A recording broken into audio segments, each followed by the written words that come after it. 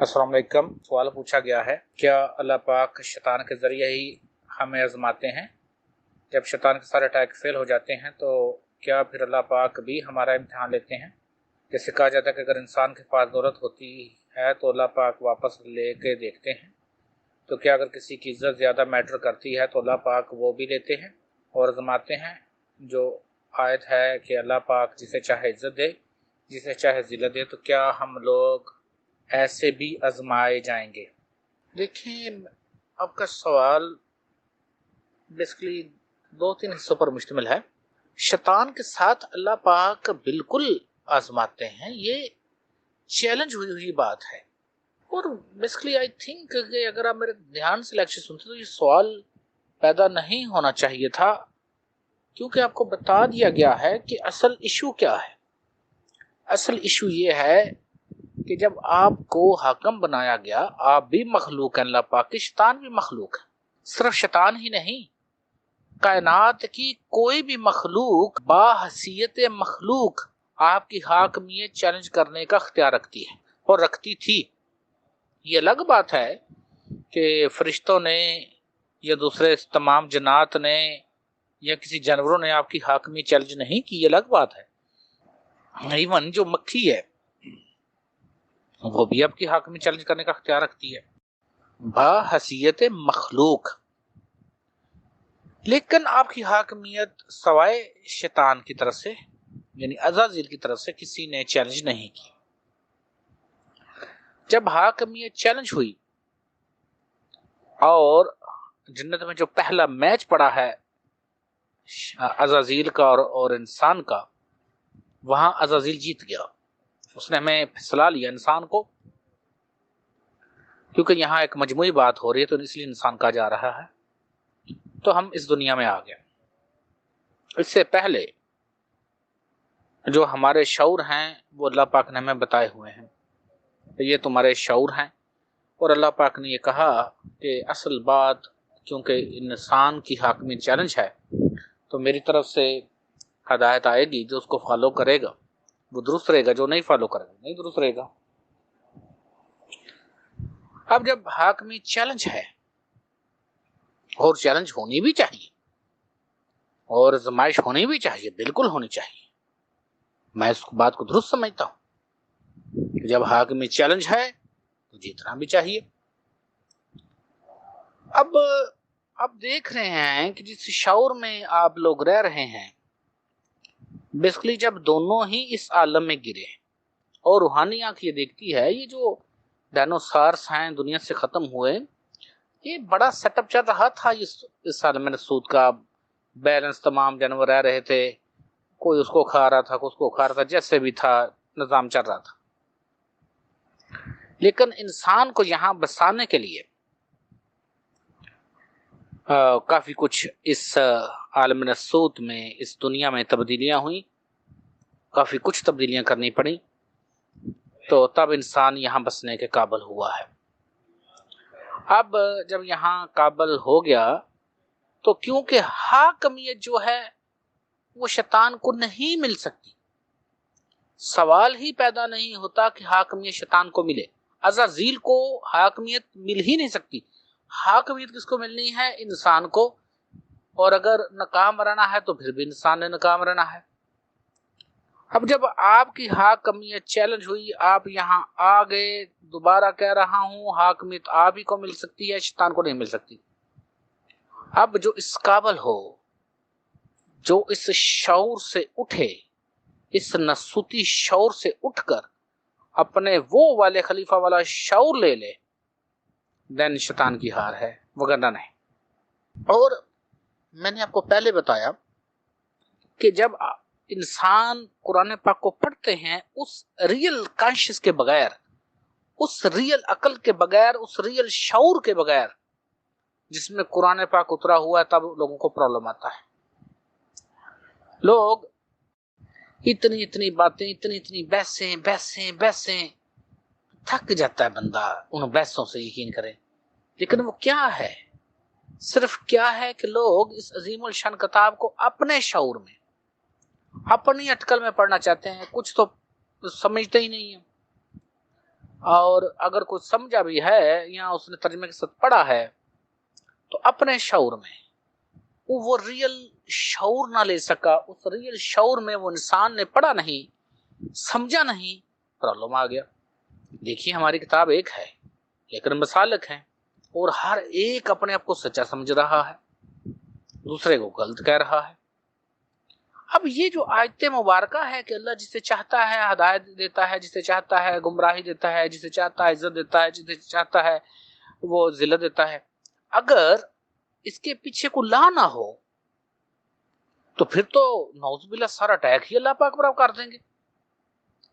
آپ کو کسی کو عزت نہیں ملی، ذلت ملی ہے تو کہ اللہ پاک جی میرے اختیار میں نہیں تھا سارا، آپ نے مجھے ذلت دی، میں بس میں نے کوئی نہیں سزا ہے، یہ گناہ گار بندہ ہے، تو وہ کہہ دے گا کہ اللہ پاک جی میرا تو اختیار ہی نہیں سی، اختیار تو مینوں کیوں تو آبجیکشن اٹھ جائیں گے۔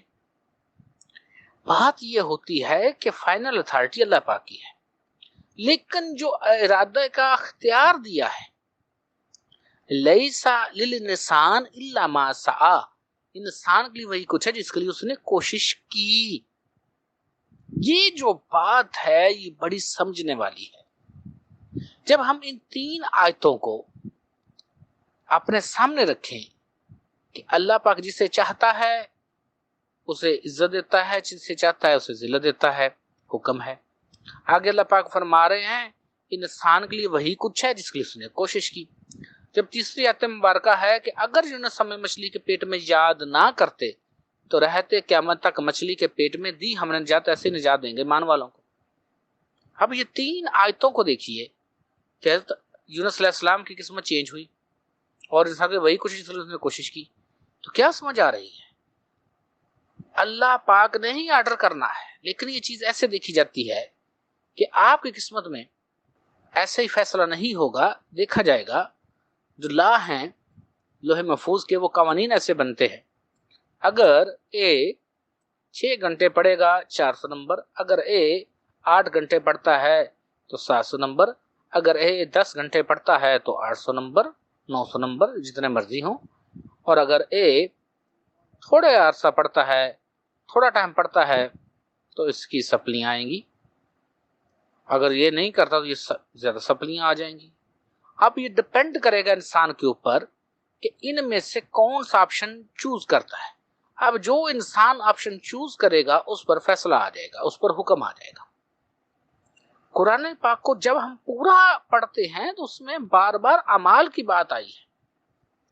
آپ جب بھی کوئی کام کرتے ہیں اس میں نیکی کا بھی اشارہ ہوتا ہے اور برائی کا بھی اشارہ ہوتا ہے۔ ڈپینڈ یہ کرتا ہے کہ آپ ان میں سے کون سا آپشن چوز کرتے ہیں، اسی کے مطابق فیصلہ آ گیا۔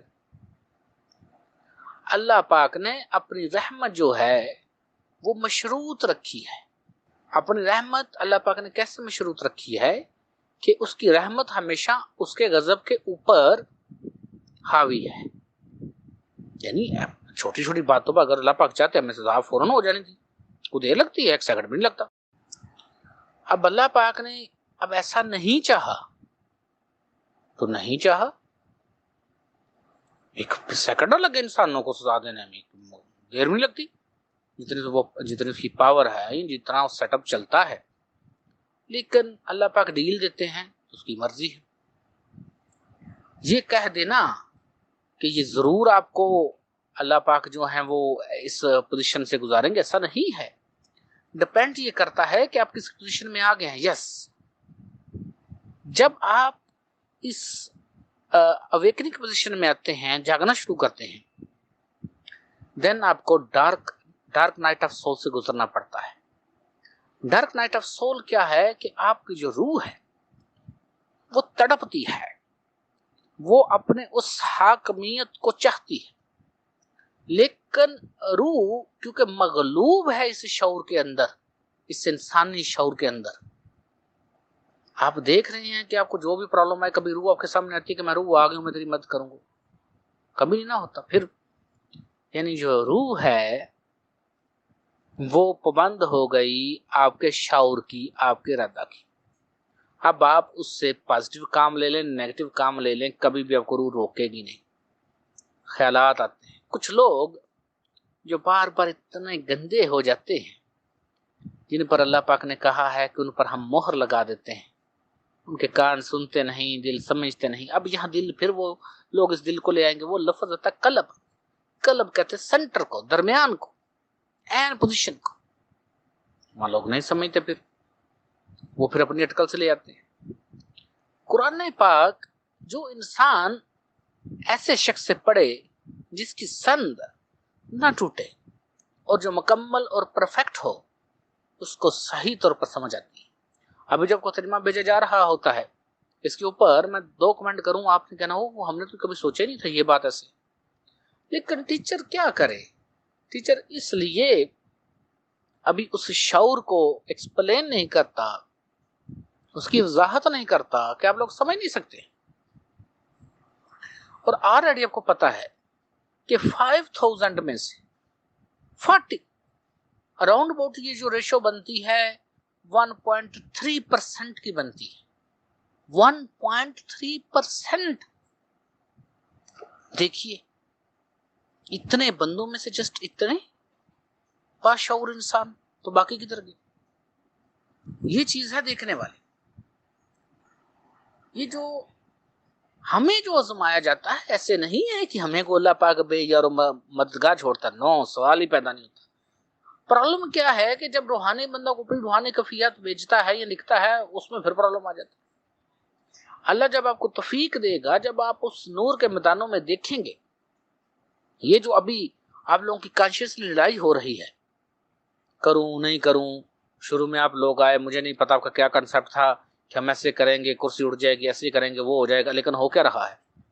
ابھی اب لوگ کو دردیں شروع ہو جاتی ہیں، انرجی موومنٹ شروع ہوتی ہے.